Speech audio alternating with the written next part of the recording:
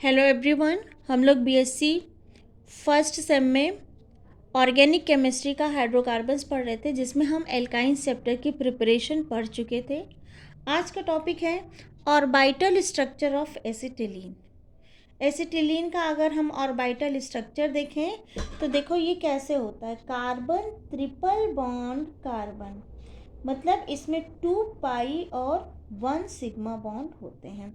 तो जो sigma bond की ओवरलैपिंग होती है वो कैसे होती है? वो हेड टू हेड ओवरलैपिंग होती है। एक कार्बन का दूसरे कार्बन से हेड टू हेड ओवरलैपिंग होगी तो यहाँ पे सिग्मा बॉन्ड का फॉर्मेशन होगा। पाई बॉन्ड का फॉर्मेशन कैसे होता है? साइड बाय साइड ओवरलैपिंग होती है। तो अगर ऐसे ओवरलैप एक बार बॉन्ड बना तो इसको बोलेंगे पाई बॉन्ड। ठीक है, ये एक्स एक्सेस हुआ, ये वाई एक्सेस हुआ। अगर एक्स जेड एक्सेस वाला भी आपस में ओवरलैप कर रहा है, सपोज इसको मैं थोड़ा सा छोटा बना रही हूँ जिससे समझ में आए।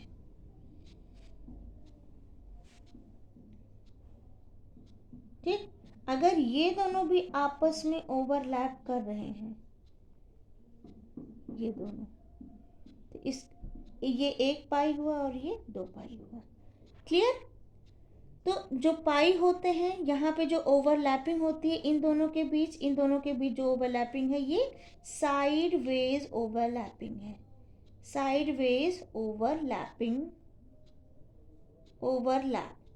किसका? पाई बॉन्ड का। यहाँ पे ये जो बना है आपका, ये इसको हम बोलेंगे सिग्मा बॉन्ड। क्लियर? तो ये क्या हो गया? ये ऑर्बिटल पिक्चर ऑफ क्या हो जाएगा? Acetylene. Orbital picture of acetylene. अच्छा, इसमें एक एक हाइड्रोजन भी होंगे, तो एक हाइड्रोजन यहाँ पे जोड़ दो और एक हाइड्रोजन आप यहाँ पे जोड़ दो। क्लियर बेटा? इसी को देखो, कार्बन कार्बन बॉन्ड, कार्बन और hydrogen bond.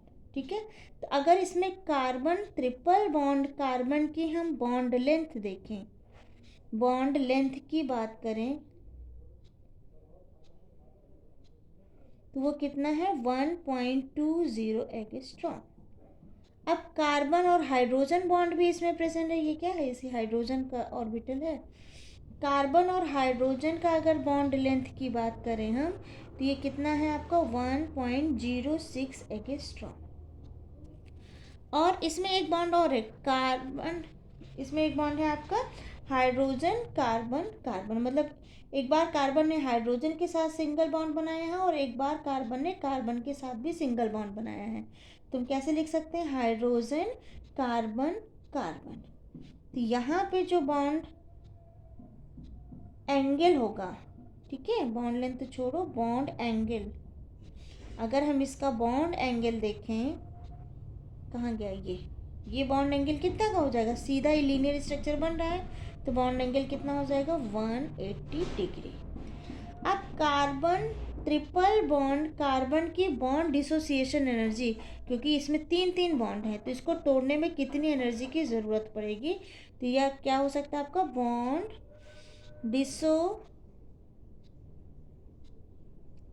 Bond dissociation energy कितनी हो जाएगी? 830 किलो जूल पर मोल।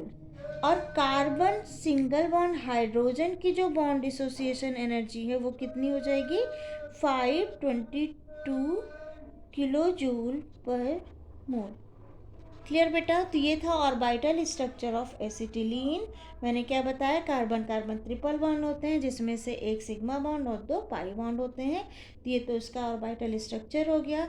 अगर हम इसके बॉन्ड लेंथ, बॉन्ड एंगल की बात करें तो कार्बन ट्रिपल बॉन्ड कार्बन का जो बॉन्ड लेंथ है वो कितना है? 1.20 एंगस्ट्रॉम। कार्बन हाइड्रोजन क्योंकि सिंगल बॉन्ड से जुड़े हैं तो इनका एंगस्ट्रॉम कितना हो जाएगा?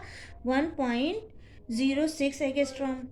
अब इसमें कार्बन हाइड्रोजन कार्बन कार्बन के बीच का अगर बॉन्ड एंगल देखा जाए, क्योंकि लीनियर स्ट्रक्चर फॉर्म करते हैं, तो बॉन्ड एंगल क्या हो जाएगा इनका? 180। यहाँ और हाइड्रोजन रख दो, कोई दिक्कत नहीं। फिर है कार्बन ट्रिपल बॉन्ड, कार्बन की bond association energy 830 kilo joule per mole है, और वही कार्बन हाइड्रोजन की बॉन्ड एसोसिएशन एनर्जी इससे कम हो जाएगी, कितनी हो जाएगी 522 किलो जूल पर मोल। तो आई होप आपको ये चीज़ें समझ में आई होंगी। अब हम बात करते हैं केमिकल रिएक्शन ऑफ एल्काइंस।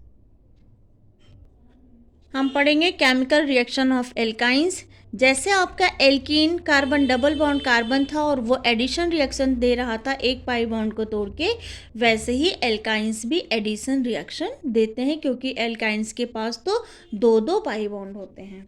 ठीक है, तो ये कैसी रिएक्शन देते हैं, एडिशन रिएक्शन, एडिशन रिएक्शन ये एल्काइंस जो होते हैं वो देते हैं। तो इसमें सबसे पहले एडिशन रिएक्शन हम पढ़ते हैं किसकी, सपोज हमारे पास ये कोई एल्काइंस है, इसकी रिएक्शन जब हम Br2 इन CCl4 कराते हैं तो ये क्या होता है, पहले तो एक बॉन्ड टूटेगा, एक कार्बन पे Br जुड़ेगा और दूसरे कार्बन पे भी Br जुड़ेगा, लेकिन हमेशा ध्यान रखिएगा ये ट्रांस प्रोडक्ट ही बनाते हैं, एंटी एडिशन होते हैं, मतलब एंटी पोजीशन पे इनका एडिशन होता है। एक कार्बन डबल बॉन्ड कार्बन, एक बॉन्ड टूट चुका है, एक Br इस कार्बन पे जोड़ दो तो दूसरा Br इसके अपोजिट साइड के इस कार्बन पे जोड़ दो।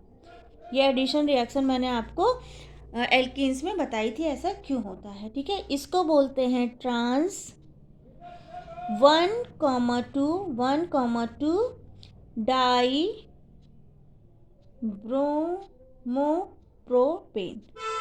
क्लियर बेटा, अभी इसके पास एक बॉन्ड और है, ये एक बार और ब्रेक हो सकता है। अगेन इसकी रिएक्शन हम Br2 इन CCl4 कराएंगे तो ये बॉन्ड भी ब्रेक हो जाएगा, एक तरफ एक Br और एक तरफ Br जोड़ देंगे तो हमें क्या मिल जाएगा आपका,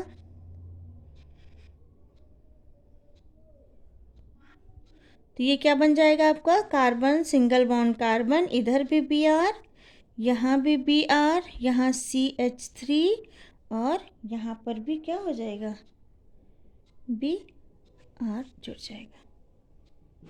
क्लियर,